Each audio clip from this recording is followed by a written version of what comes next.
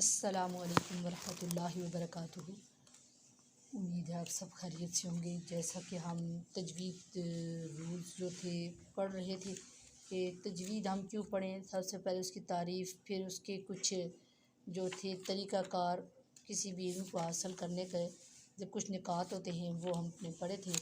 उसके बाद हमने ये समझा था कि गलती जो हो जाती है उस गलती का कुछ नाम भी होगा और वो नाम जो था अरबिक में उसको लहन कहते हैं। और फिर उसकी दो इक़साम हमने पढ़ी हैं, लहन जली और लहन ख़फ़ी।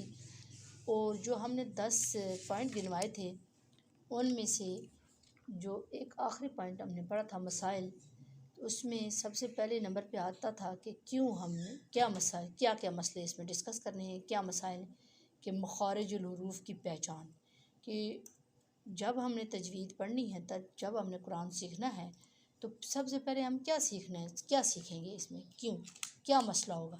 सीखना ये है कि मखारज क्या है। मखरज की जमा है, तो मखरज का मतलब है निकलने की जगह, उसके लुग़वी मानी निकलने की जगह है और इस्तिलाही मानी वो मकाम है जिससे किसी मखसूस हरफ की आवाज़ निकले ताकि इस हरफ को दूसरे हरफ से अलग किया जा सके। तो ज़ाहिर है हमें फिर मखरज की पहचान होगी तो हम तमाम हुरूफ को एक एक करके दुरुस्त तरीके से निकाल सकेंगे। तो अब मखरज की पहचान के लिए हमने क्या पढ़ना है।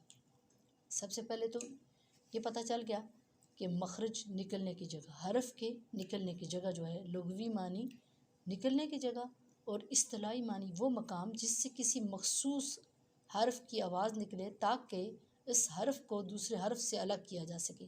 फ़ॉर एग्ज़ाम्पल जिस तरह हम कहेंगे अलिफ़, तो ये मुंह के खाली हिस्से से अदा होता है। इस तरह तमाम हुरूफ के कुछ मखारिज हैं जो हमारे पास जितने भी अलिफ़ से या तक 29 वर्ड्स हैं, हरूफ हैं, उनके तमाम के मखारिज मालूम करने के कौन सा हरफ कहाँ से निकलता है। अब क्या ये मखरज एक ही जगह से सारे हरूफ अदा होते हैं? हरगिज़ नहीं। अब इन मखारिज की इक़साम भी हैं और इसकी दो इक़साम। पहले तो इसकी कि मीनिंग पता चल गया हमें कि निकलने की जगह, किस चीज़ के निकलने की जगह, कि वो मकाम जिससे किसी मखसूस हरफ की आवाज़ निकले ताकि उस हरफ को दूसरे हरफ से अलग किया जा सके, कि हर एक हरफ अपनी जगह पर रखा हुआ है और अपनी अपनी जगह से निकलता है, एक ही जगह से तमाम हरूफ नहीं निकलते। तो इन मखारिज की क्या इक़साम भी आ गई। इक़साम कौन सी है देखते हैं। तो इसकी इक़साम है दो।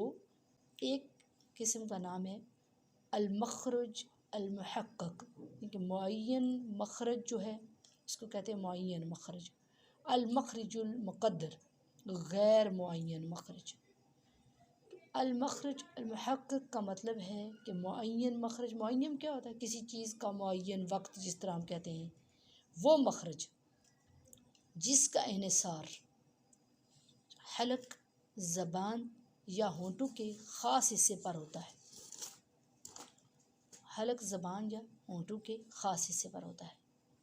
तो फॉर एग्ज़ाम्पल ता, जीम, ठीक है, ये हुरूफ हलक, ज़बान या होंठों के ख़ास हिस्से पर होता है, इनका तयन किया जाता है। और एक जो होता है गैर मुअय्यन मखरज, वो मखरज जिसका इन्हिसार हलक, ज़बान या होंठों पर नहीं होता, हलक, ज़बान या होंठों पर नहीं होता।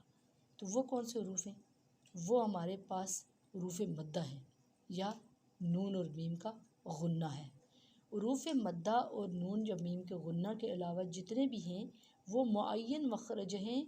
और गैर मुअय्यन मखरज क्यों हैं कि हुरूफ मद्दा जो हैं मुंह के खाली हिस्से से अदा होते हैं, मुंह के खाली हिस्से से अदा होते हैं, उनका होंठों से ताल्लुक़ नहीं है, उनका हलक से ताल्लुक़ नहीं है, उनका ज़बान से ताल्लुक़ नहीं है। इसलिए इसको क्या कहते हैं, ये हुरूफ मद्दा है, अलिफ़, वाव, या। तो इनको पढ़ते हुए पढ़ कर देखें आप, तो क्या पढ़ेंगे, अलिफ़, अलिफ़, ठीक है, मुँह खाली मुँह से आता है अलिफ़। वाव देखें, वाव, ठीक है, वाव। इसी तरह या, और इसी तरह ये मुँह के खाली हिस्से से आए। और मीम और नून का मखरज क्या है, गुन्ना, नाक से ये अदा होते हैं, नाक, इनका खैशुम जो है इनका मखरज है, इनके निकलने की जगह कहाँ है, खैशुम। नून और मीम का गुन्ना जो होता है वो ख़ाहिशों से अदा होता है।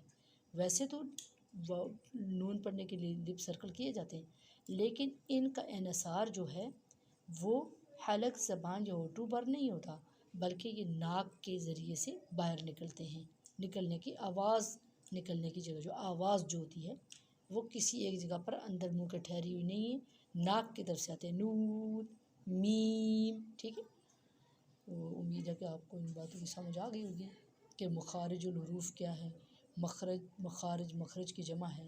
मखरज के लुग़वी मानी है निकलने की जगह, और इस्तिलाही मानी है वो मकाम जिससे किसी मखसूस हरफ की आवाज़ निकले ताकि गुन्ना जो होता है वो ख़ाहिशों से अदा होता है।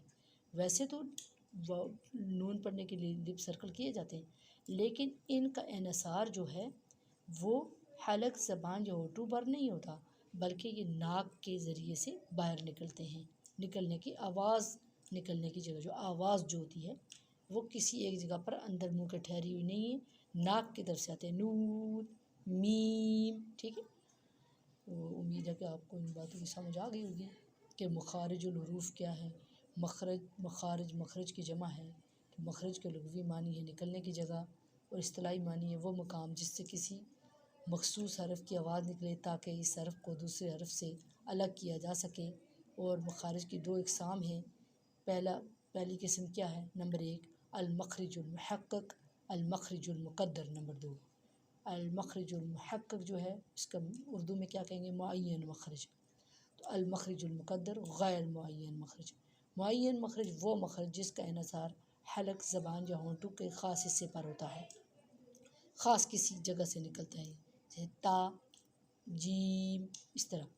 और बाकी तमाम वर्ड अलिफ वाव या के अलावा।